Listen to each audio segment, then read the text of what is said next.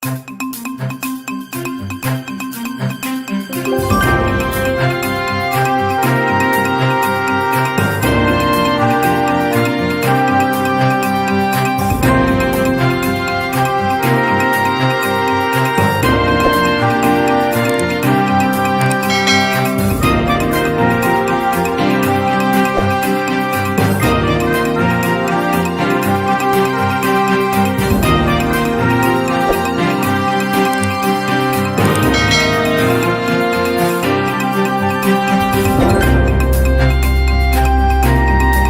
for joining me.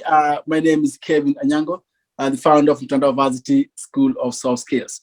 The platform talks about those behaviors or characteristics that employers are looking for.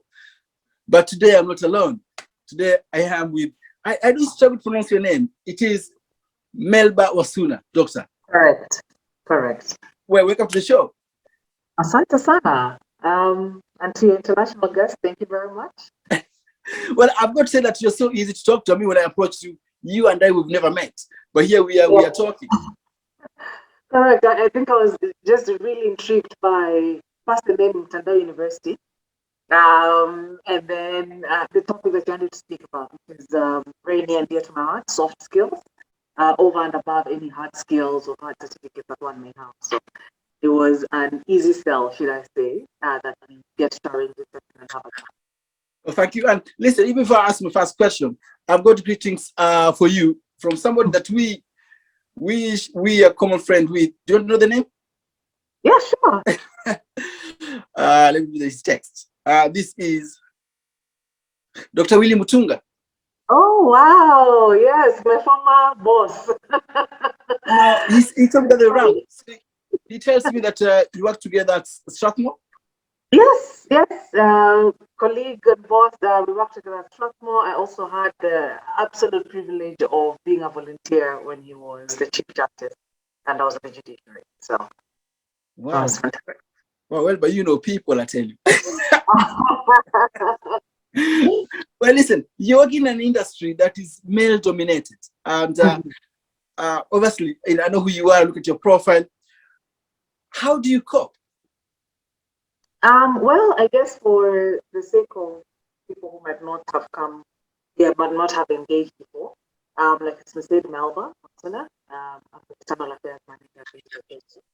I also have the privilege of being the chairperson of the Association of Women in Extractives in Kenya, or AWIC, and the vice chair of the Kenya Private Sector Alliance Energy and Extractive Sector Board. And it's been a really interesting journey. It's fantastic because I'm very passionate about mining, the extractive sector in general. I believe its place in Kenya's and the East African region more broadly has not really been looked into. So my work really is trying to highlight the potential that the sector could hold through our workers, through supply chains, through showing community development programs and the like. So so far it's been an interesting journey and quite fulfilling. It's quite prestigious titles you have, and you look very young to me. I won't ask how old you are. So how did this happen to you very quickly? Oh, I'll take that. Well, let's see. I got my doctorate at a very young age. I got it at 30 from Monash University in Australia. And I've been trained as a lawyer. I'm admitted to practice law in the state of New York, in the USA. And for schooling, I went to University of Cape Town, where I did my undergrad.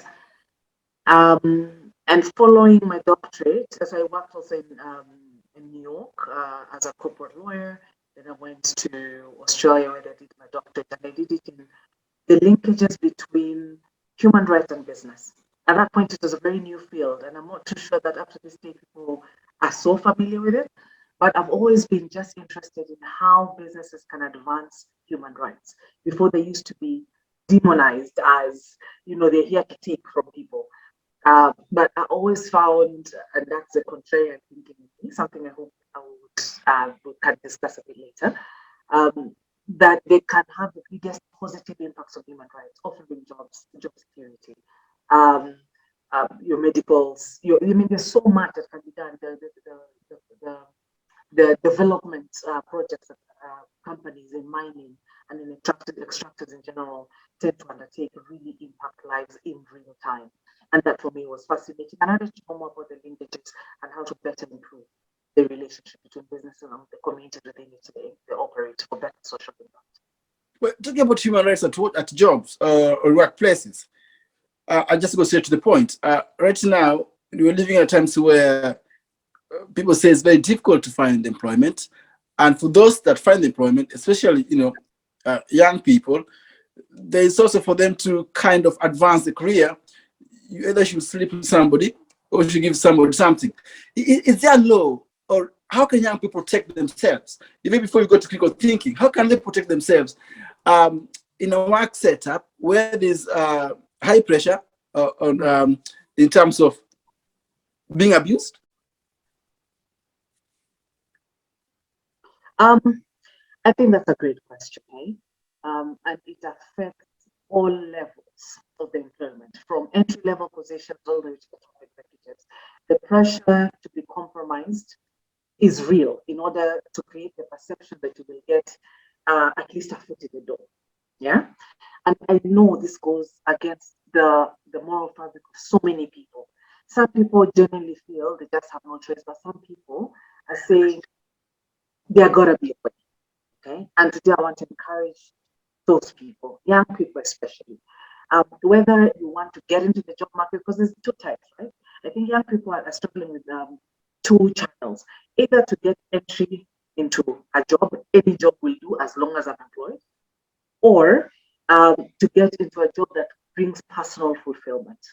Okay, I think this generation in particular is about fulfillment, my purpose. Am I doing work that actually fills me in a different capacity, whether spiritually, emotionally? Does it matter what I do, as opposed to just a paycheck?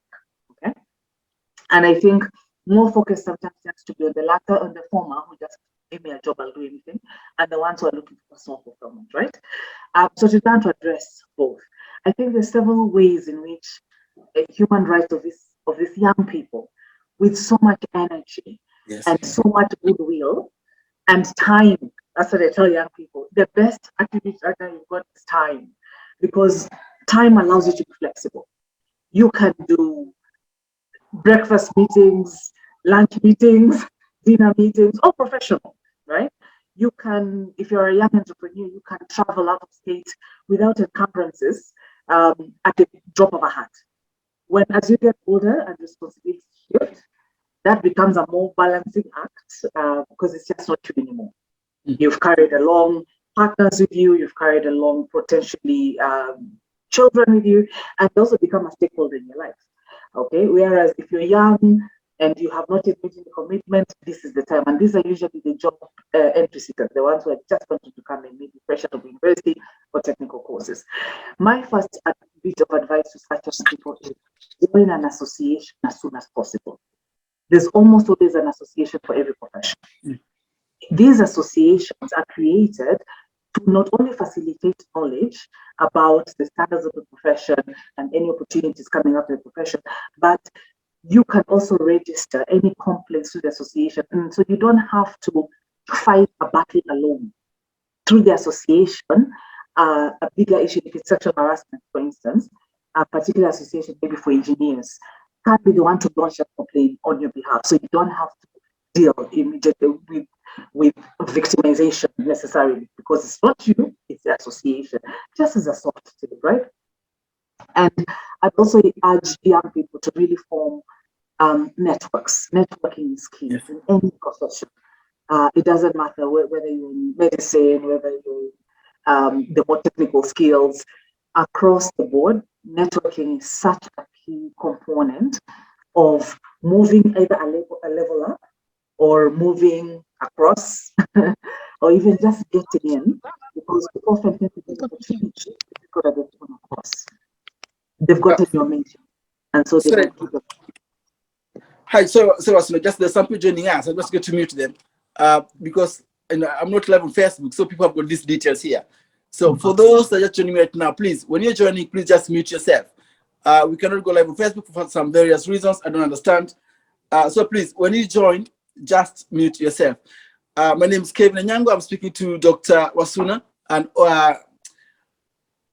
extractive expert based in Nairobi, Kenya. Now, Dr. Wasunna, you're talking about joining association. Now, like if a young nurse, is joining a private healthcare, let's say in an estate somewhere, they may not have that opportunity to join an association, or not given the opportunity, not given the permission to join the opportunity to join the association. So, how about those people?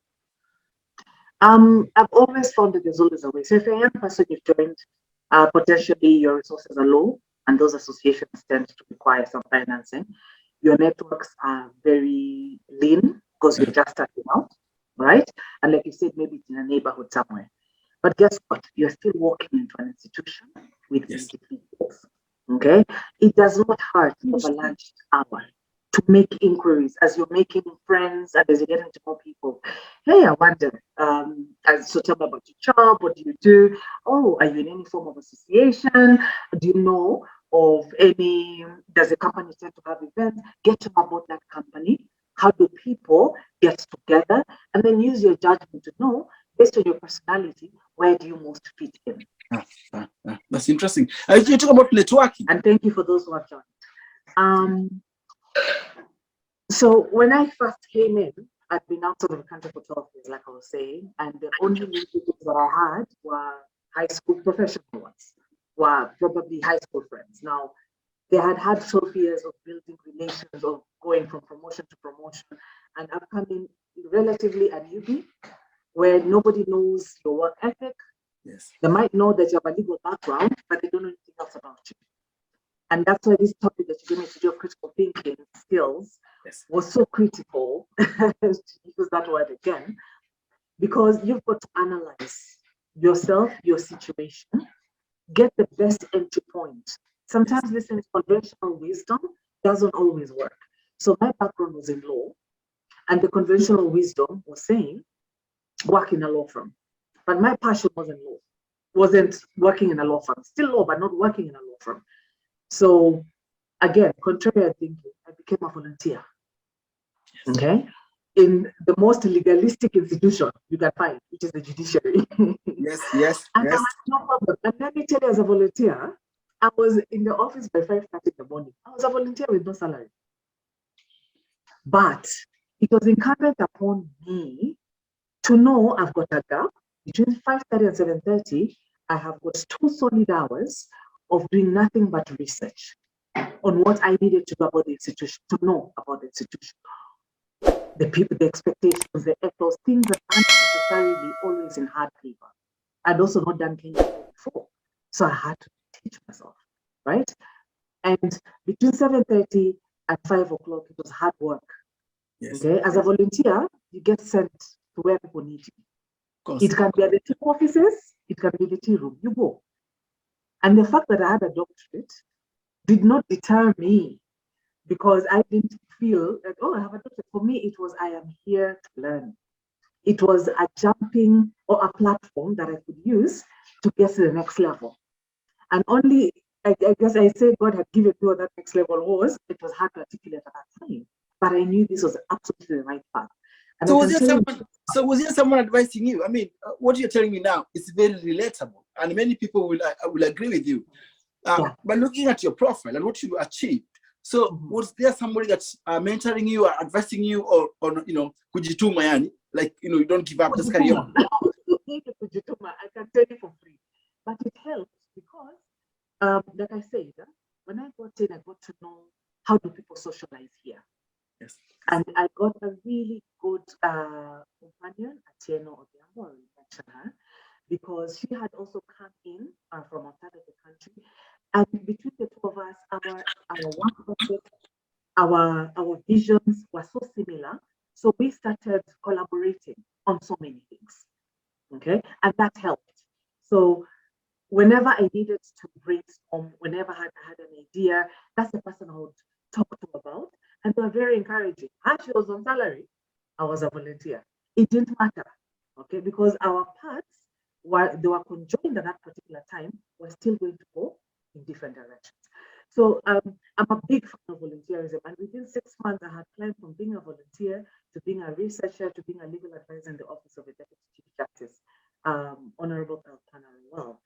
And it was not because I knew anybody. In fact, I didn't. Okay, like I said, I came up with come on, Dr. Wasunna. No way. no famous relatives. I don't believe that. I tell you, God's honest truth. It was just work. When I think sometimes the universe pays back when people see passion in you, yes, and whatever is thrown your way, you work. No excuses, just work, right? Try as much as possible. And the way my networking was not just top. Some of my best friends were the T-dogs and the male people because they know the ins and outs of how things move, the real processes, right? And so I'd go and sit there sometimes for half an hour. I'm learning, then they're beating stories, but me, I'm learning. So I took every opportunity that I could. My brain, I've always been so intellectually curious.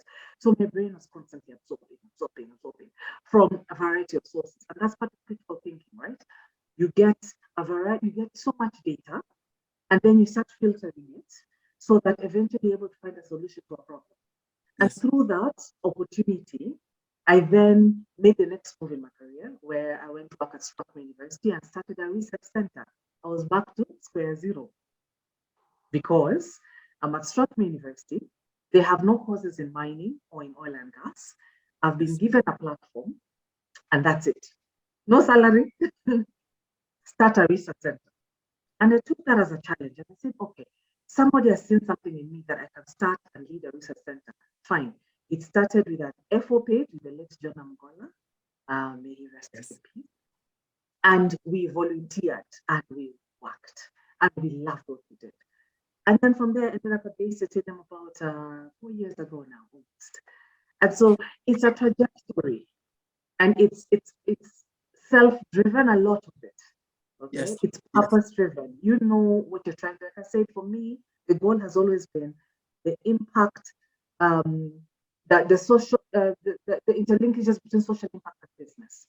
right. You will find me there at any given time because business can have a multiplier effect in a way that an individual cannot when it comes to impacting lives, and that's what I love. Well, I do like this. Listen, I had written down some questions. I think I'll leave those down and just have a chat because, look, I've done over 76 episodes of this, but your story is quite unique in terms of the guests I've had. For those that have just joined me today, I'm talking to Dr. Wasunna, based in Nairobi, Kenya, a leading expert in mining industry. Dr. Wasunna, now, you mentioned about volunteering, and clearly I can see the passion in you. But nowadays, even getting that opportunity, for young people is quite difficult, really. So I'll ask you the obvious: how do they get there? I hear you. There's too many people, and there's too many people with the certificates, degrees, hard skills are there. Very, very bright folks, right? And I tend to think and to blame the education system because for so long, and also our own socialization. For so long, all you were told, and most of us truly believe, work hard, the job will appear, right? Yes. And there are lots of people vested in that. I mean, how many people used to wake up at 3 o'clock in high school? So you can study, so you can get that A or that B, and if you are really trying, that B, and depending on circumstances, even that C was good enough or whatever, right?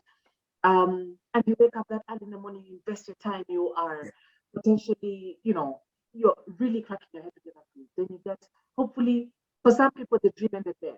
You might have gotten the grades, but not the resources to take you to university.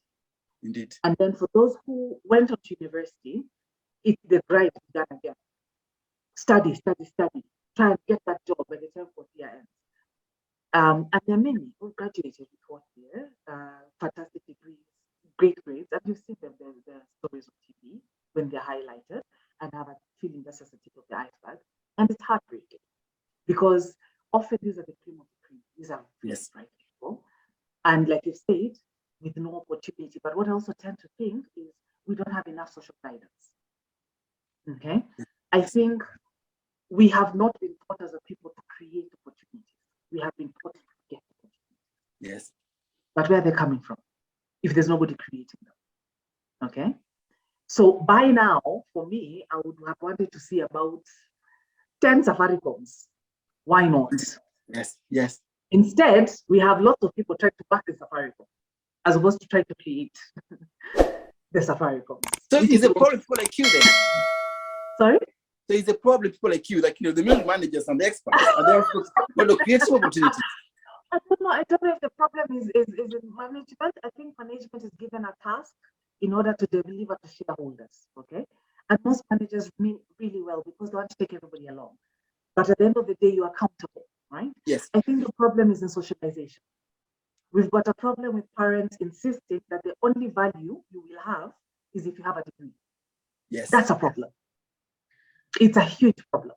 And I fight back against that. That's because, you see, like in mining, my doctorate is a dot in the whole equation.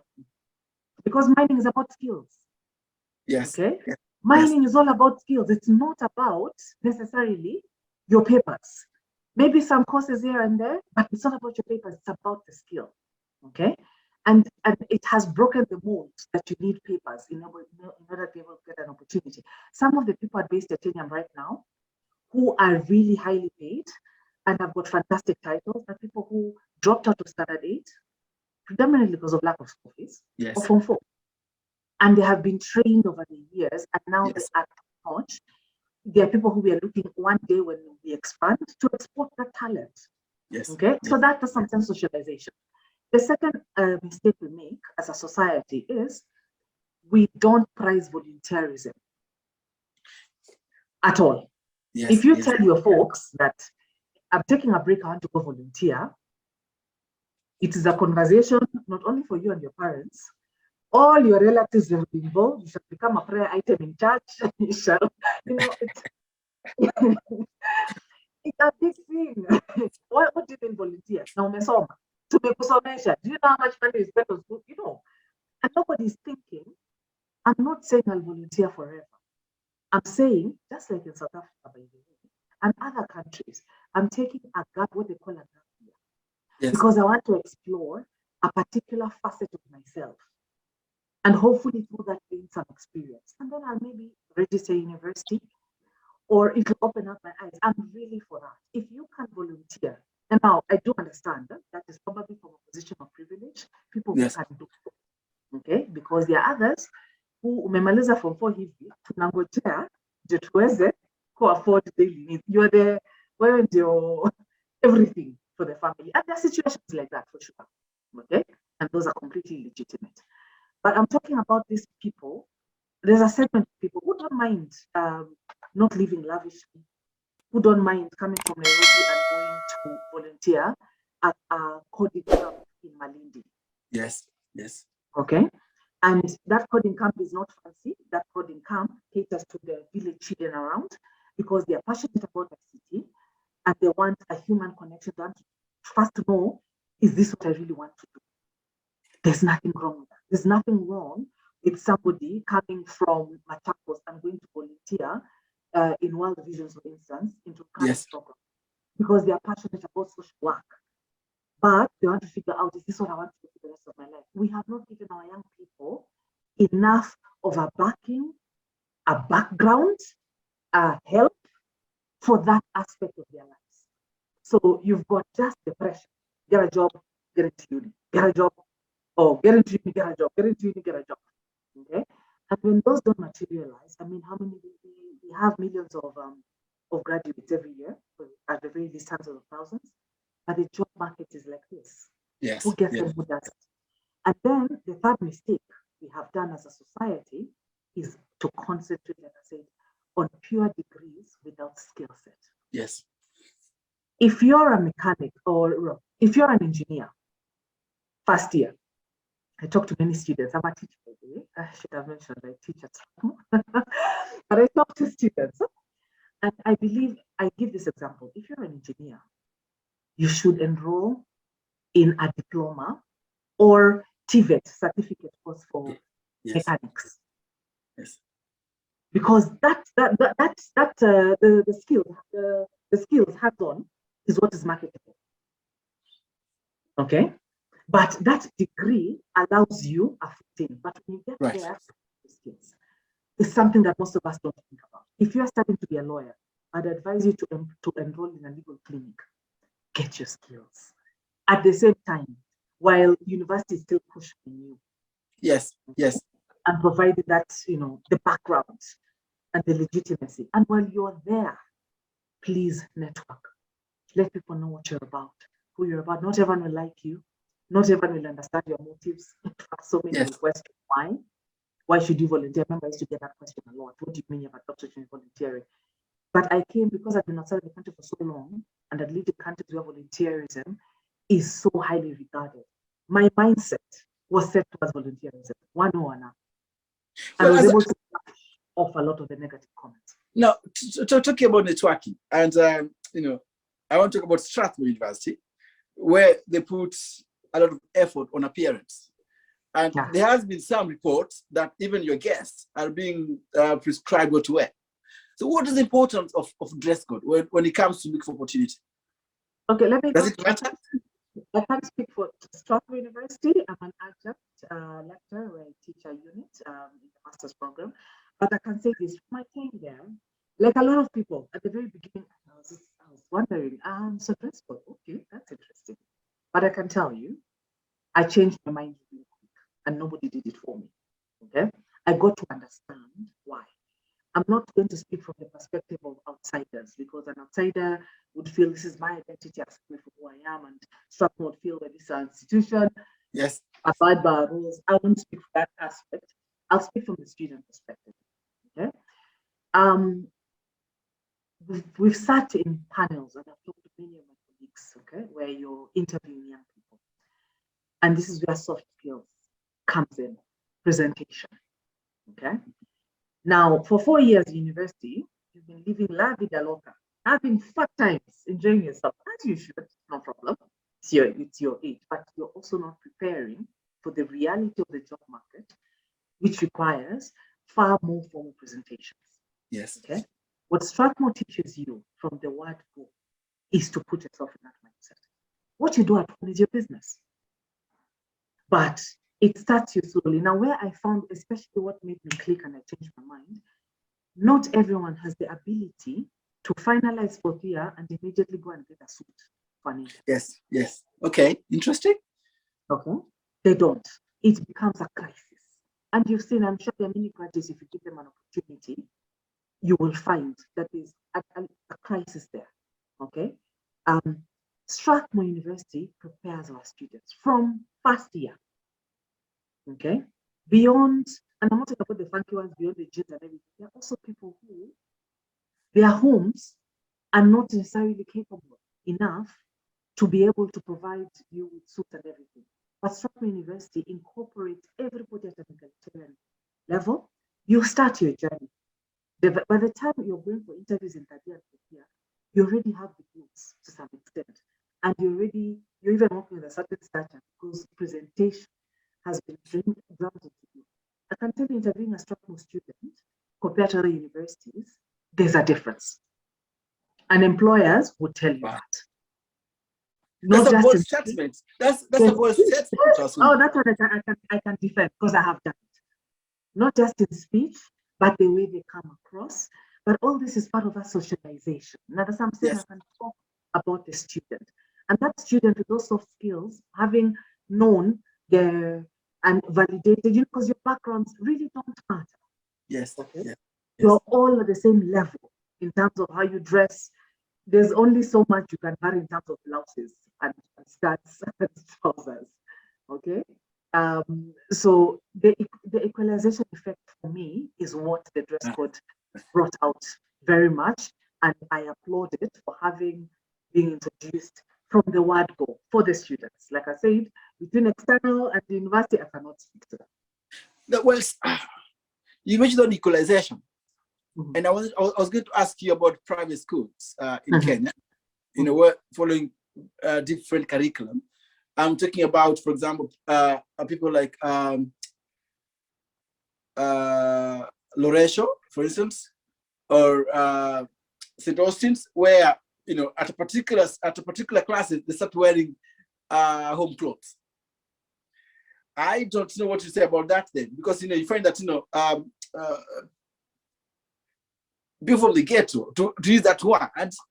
When they go to school, they're being taught to wear uniform all the time. But when they go to the buses, to public transport, they see their counterparts, going to car and wherever, wearing jeans.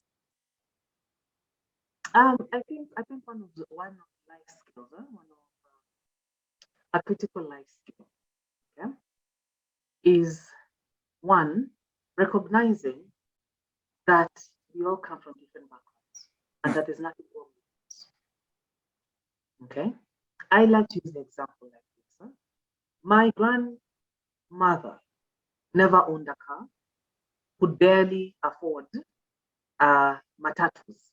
A lot of that generation walked everywhere. Correct. Okay? I agree. She worked hard to empower my mother so that my mother never owned a car, but could afford all the matatus she wanted. Okay? Including her children. We could go anywhere on matatus, no problem. Okay? Where I am, I can afford a small car. I can't afford a Range Rover. I can afford a small car. Okay? But you see, I look at it, it's a generational improvement. Yes. It's yes. not me and what I want now. When I trace my history, I look at my small car and I say, God, I'm very okay and thank you for this car. Now, if you can just organize for that Range Rover for the next generation, and after that, please organize for the helicopter. I'm good with that. I don't need a Range Rover in my lifetime. But I'm using this as an example about backgrounds matter. Yes. There's no shame in your background. There are people who have broken their backs for you. Yes. And you don't have to stick with a particular notion of what your background is. Okay? If you don't like, there's nothing that prevents you from changing what to become who you'd like to see. So for instance, there are people there's somebody I know who comes from a very, very humble background. But if you hear that accent, Ivy League University, my friend, I was just like yours. With this colleague, they'll tell you, see, I used to admire it so much because it made me see that person who was looking in a different way. So they became that person. It doesn't mean that the background changed. It doesn't mean that they ran away from the background. In fact, they're very happy with the background. But they chose to be something that they valued and wanted to identify. Good. All these are options that are there. We need to stop looking at if you start comparing, my friend, your path is yours alone. And there's value in your path. I tend to look at mine generationally, and I'm ever so proud of the women and men who came before me. And I pray for the ones who come after me. And I count the gains in between generations. And over this conversation, and I know I should let you go, and you're a very busy lady. I want to talk critical thinking then. And so, as an expert, as a leader, how will young people build their critical thinking? And this is in the respect of this notion that currently universities are churning out graduates that are unemployable. They cannot analyze information. You go in a workplace where you find confirm, if there's a milk spill somewhere, instead of me cleaning it up, I'm going to ask my boss first. We don't make decisions. So I'll ask you this bluntly. How will young people build this kind of skill, critical thinking, which is very important in work environment? Okay, that's a very good question. And again, sitting from this side of the table, I've heard that same sentiment. And my answer may be too simplistic, but it's really, really important. I learned it when my first job was at a New York law firm, Davis Polk in short. And it was top 5 law firm. I had just come in from University of Cape Town. The work culture, nothing. Okay. And it was a culture shock. But I thank God for that. Because one thing that I got from that, which was critical thinking skills that I have employed all through them, my life and my career was one short phrase: I can figure it out. Okay, figure it out. Okay, we don't hear that a lot. Our culture, you see, that's the American culture. Yes, American yes, culture, figure it out. I mean, you've heard that in movies how many times? Okay, it's a culture, it's just not a phrase. Okay, before you go to your superior, you come with 3 or 4 options, and yes, then they'll apply their minds to your options. You don't go to them for solutions. They don't have time. There's a reason why they employed you. If you're going to them for solutions, yes, why yes. do they employ you? Okay. So when I learned that, oh, figure it out, whereas our socialization, I come back. I love being an African. I love all the social, because it has a lot of positives, and I don't mean to make it sound negative. It's not. I'm just saying that for the skills of the future, where the world is trying to go, there's a lot we can also borrow from others. Yes, Now, where we have fallen short is that look at the embodiment of who a good child is. What's a good child in Kenya and Africa? It's only one good child we know. I can tell you. The quiet one, yes, ndio. yes, The yes, neat one, yes, the one who doesn't talk out of turn, the one who probably spends a lot of time in religious institutions, yes, yes, yes, parents, there's a certain image we have of a good child. And that child is the one that will get all the praise in the house. That child is the one who, if there's a, that is what people, that's our value set. There's a certain good child a lot of Africans have, or not this generation, but previous. I think this generation is far more liberal than before, right? Now, that good child, you have told them that they're good child. They've gone through university, they have done everything, I have read of everything. Now you put them to work. The good child, all their lives is being used to being told what to do and getting accolades by doing it. Now you're telling this good child to think of solutions, but you have trained this good child to get the identity in one way. You've not trained them to question. no, Okay, because as soon as they question, my friend, that backhand sometimes can be quite sharp. But the ramifications, that's what I like to know. The ramifications are huge for yes, children who question. Oh, and Asubu, you know. yes, Um, yes, and yet, some of the brightest individuals of children we have are the ones who ask questions, right? And they're not asking to be disrespectful, they're asking no. to understand. But it's not a value that we have really embedded in previous generations. So the problem is the culture then? To some large extent, okay? Upbringing, culture. So that good child, you have not trained them to be able to ask questions, to think critically, okay? You just told them what to follow the train.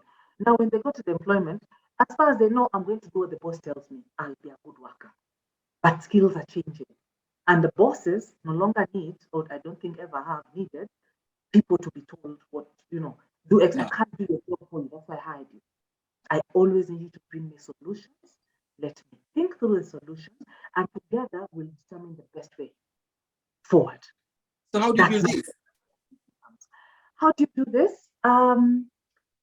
Like I said, start asking questions. Yeah, be very inquisitive, huh? And start by defining what is the problem. Yes. Okay? Nobody hires you if there's no issue, right? I mean, you're fulfilling a need of the organization, or you're there to fulfill a purpose and a need, right? So, what is the problem? Okay. Then look at all available data. Be objective. Be careful of your own biases. And biases can come up. You just come from a general election. Yes, of Your course, ethnic yes. bias is strong as a Kenyan. Your gender bias is strong. There's certain biases that make you. But when you're engaging in critical thinking, you've got to train yourself to put those biases aside. Right. Think critically, right? So do we start to build that skill from home? Or how do I start asking questions now? My advice would be start from an area of comfort. If you're in a youth group, start there before, so you get the question, you get the knowledge of asking questions, Yes. you get the Yes. language. For instance, it's Yeah. the way you ask a question, it can either look like you're demanding or it can look like you're putting down the other person, or it can just look like you're inquisitive and you simply want to learn, or you're looking, it can also look like you have something that you want to contribute, but first you want to understand. So start with a low-hanging fruit. What's your network? If you're in a sport, okay, start there. Start with what you've got. Start with your parents, okay? If, I don't know, for example to give, maybe you've got a younger sibling, it can be a question as simple as, do you think this is the best school they should attend? Hear them out. What are the pros? What are the cons? Like start there and have that conversation, because it's an unconfrontational area, but that's how you start getting some of these skills. If you've got a spouse, start there. If you've got a best friend, a sister, start there, and then start working your way of those questions so it becomes a part of you into your professional life. Yes. Okay. Oh, you're very good with words, I've got to say. I wish that what you're telling us now, someone told me this 10 years ago, I'll be in a better place than where I am right now. That's very kind of you to say. No, seriously, it's interesting. And actually, the reason why I like talking to people like you is we're trying to show young people that, you guys are approachable. You see, on your profile, Dr. Wasunna, I will tell you, it's very different from the way you talk. You look like very easy, fun going person. But on your profile, on the LinkedIn, actually, I expect to see someone different. And the reason I'm talking about this is I want to, my last question on mentorship, to me, you look very approachable. Look, I've never met you, but we've exchanged emails and stuff like that. So young people have got this notion that people like you are unapproachable. And, we cannot, and I'm saying this not to make you feel good. It is a reality, So my question to you is mentorship overrated, number one? And number two, are people like you accessible? Like, do you come down from your Ivory Tower offices and come down to where problems are? Thank you for that question. It's interesting. I didn't realize that your profile picture can look unapproachable, but it's different. Oh, Dr. Wasunna, it's totally different. I promise you, goodness me. You like tell you this, in terms of approachability, like for instance, this is the first time people have called me Dr. Wasunna. I always go with Melba or Dr. Melba. It's just a personal preference. All my life, actually, I go with Melba or Dr. Melba, and my students can testify. The issue of mentorship, there's two ways to approach it. I can tell you that I've benefited from mentorship, but not the way people think. I've never heard a one-on-one mentor. Like somebody, and it doesn't mean that I have not admired their titans in the industry whom I would love to engage. But then, just like you say, if their profiles just seem, my gosh, how do they start? Where do I start? Will I have something meaningful to say? Will I sound intelligent? They probably had it all. What value am I bringing? You take yourself out of the running even. Yes. The race has started, right? But I figured out a way. Indirect mentorship. I have identified about 3 or 4 people, and I follow their moves. I follow their career moves, and I learn. And there are people who post regularly, who engage regularly at whatever forums. Okay, I'll tell you one, and you probably would be surprised if you had this. Dr. Patricia Borogami, also a Strathmore. She's doing amazing work, okay, with women and leadership. She's the proprietor, I think, and CEO of Leadership Series. And I have admired her from far, and she's not far from age, I think, than me, just maybe a couple of years if at all. But I have followed her journey. She doesn't know this, I guess she will.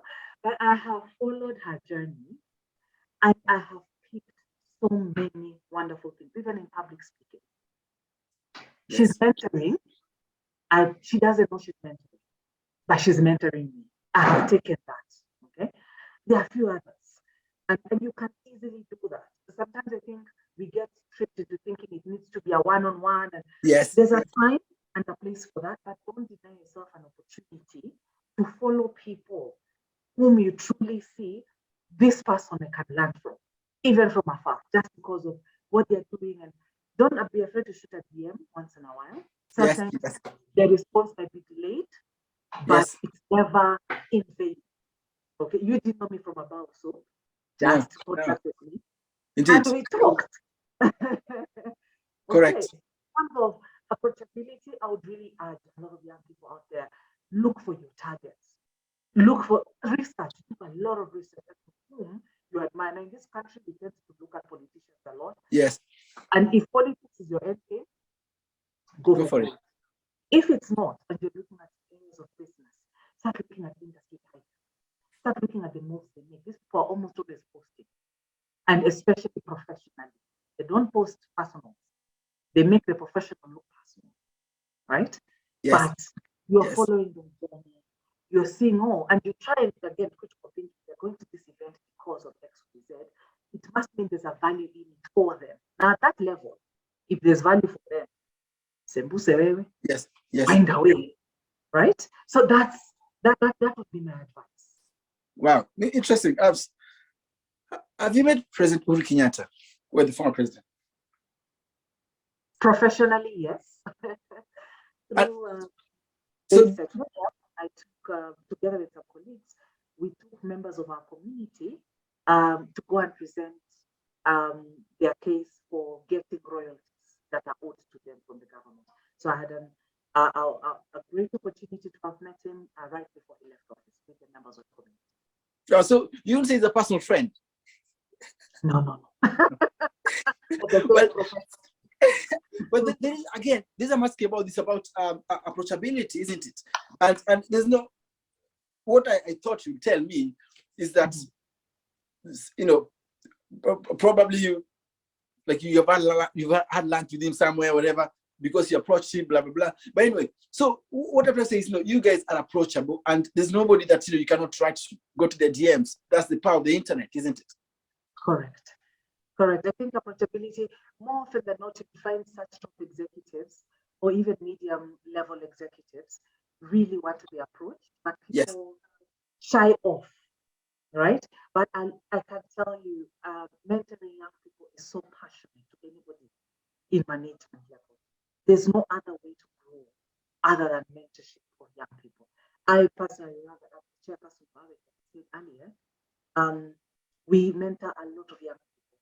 And when you mentor people, you take all of them on. There are people, everybody in this world has got challenges.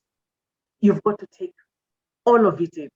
Yes. Okay? I'm just not going to mentor you as, oh, you're a young executive coming up. I'm also going to mentor you for the mother that you are, because I do understand what it means to be a young mother and be conflicted between that late night report that you need to breastfeed. Yes. I'll Yes. talk to you from that angle, right? Yes. I'll yes. talk to you as a person from the marginalized areas or communities who just feel everybody else must have had a leg up. No, not true. But I'll talk to you about that. Let's process where you are. Let's start with where you are. Yes. Yes.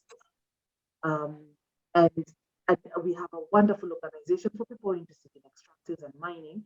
I'll Yes. make you on.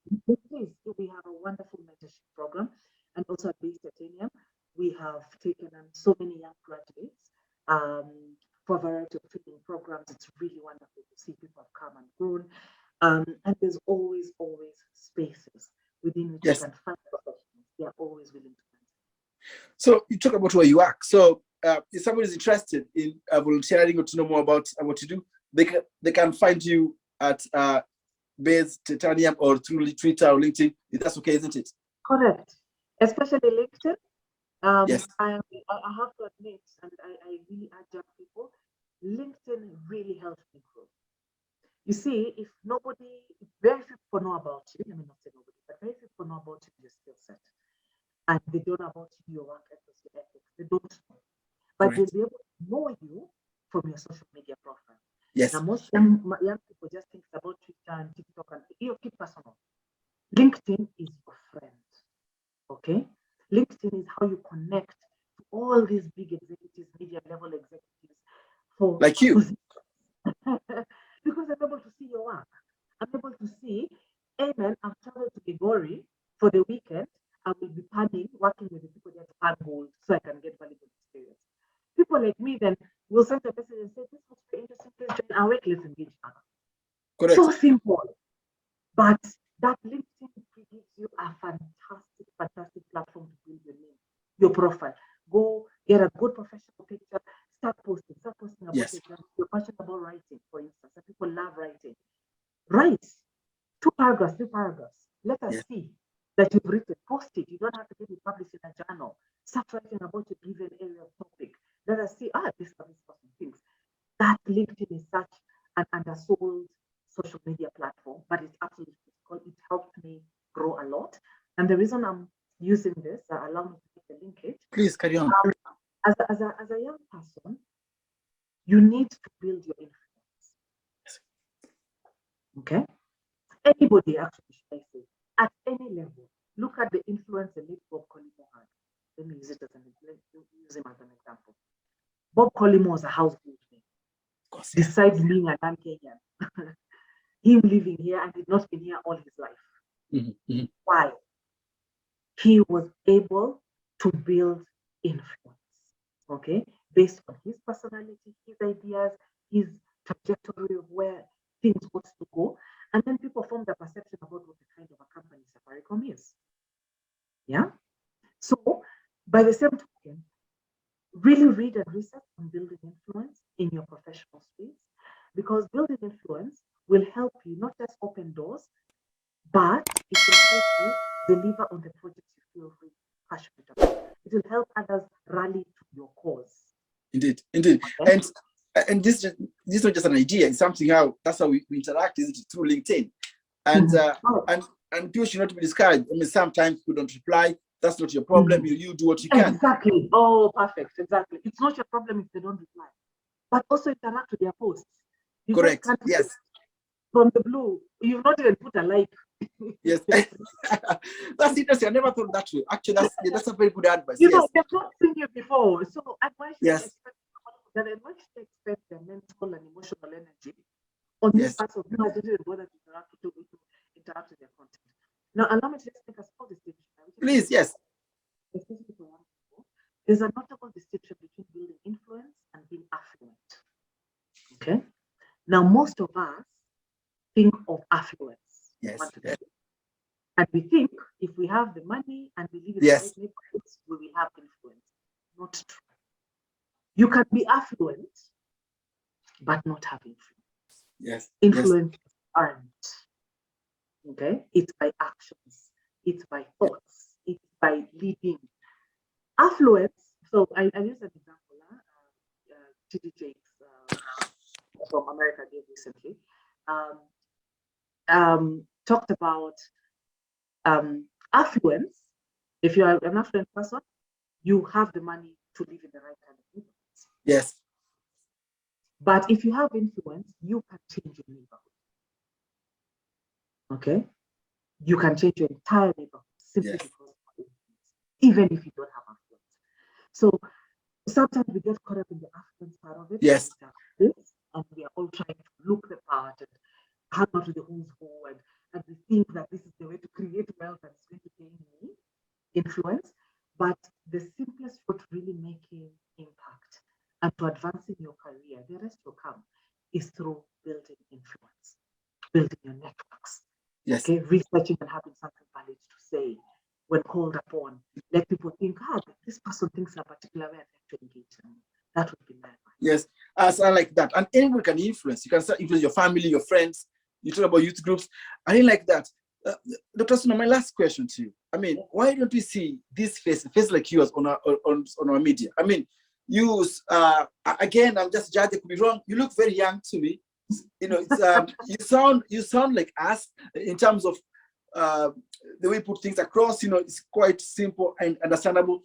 So why, if young people, look, I've got a small daughter with me, and if she sees a face like yours, you know, they get inspired, and you know, they want to follow that kind of route. You know, they want to be like Dr. Wasunna. So why don't we see people like you on our media very often?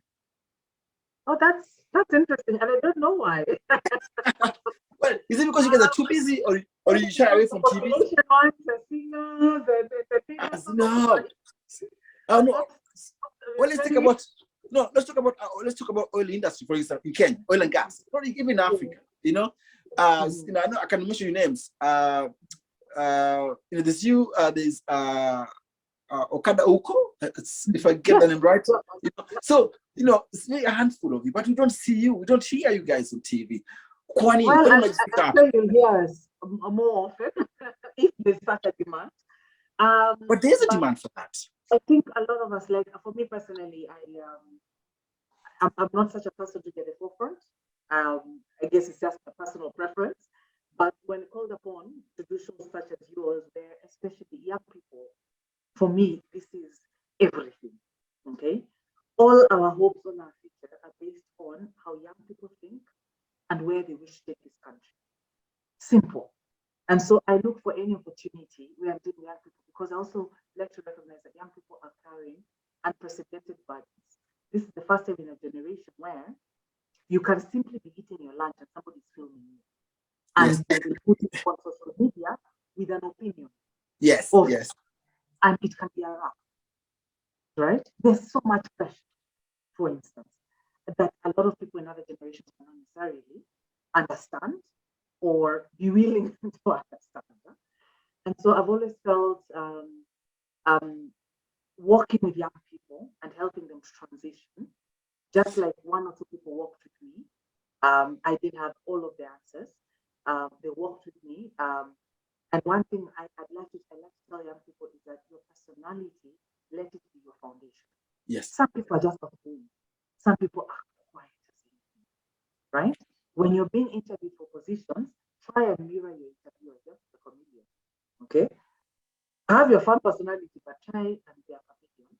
In terms of the interviewers, for the most part, they are not asking whether you qualify. Clearly, you qualify. That's why you've come for the interview. Correct. Most interviewers are looking for who would I like to sit across lunch and have a conversation. Whom would I like to sit in the office next to? Yes. Yes. And that's when soft skills become critical. So you might have your hard skills, great, but your soft skills then become critical in whether you cinch the opportunity, whether you're the right fit for that opportunity. Wow, well, I think it's the right time to end this conversation now. But I cannot thank you now for being with us.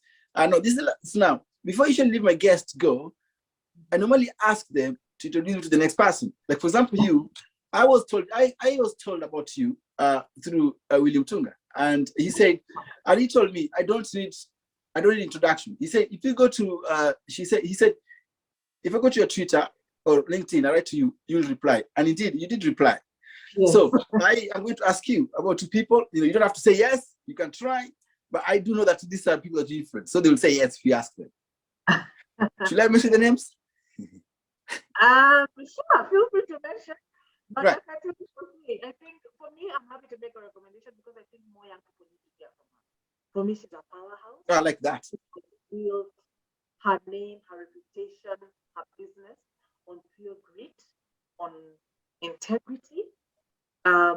She's a mother with children. She's a wife. So who's that? Dr. Patricia. Yes. Right. Yes. Yes. Right. Please, even I will log in because I want to learn. Remember, I told her I shadow her. Okay, well, I will have that, and then. And she is well networked, well regarded. Boom. There you go. And we are professionals. I've not interacted with her in a while on a one-on-one. So I'm sure she's quite surprised. Well, but please, I will get to. I will hold you on that. So there's that, and then the second person is Polycarp Igade. Ah. Are you serious? Yes, Okamo, Polycarp. Yes. We've had an opportunity to interact professionally. Right. So will I ask you to do that? I mean, they don't have to come, but it's worth asking. So sure. Get them on LinkedIn. That's your friend.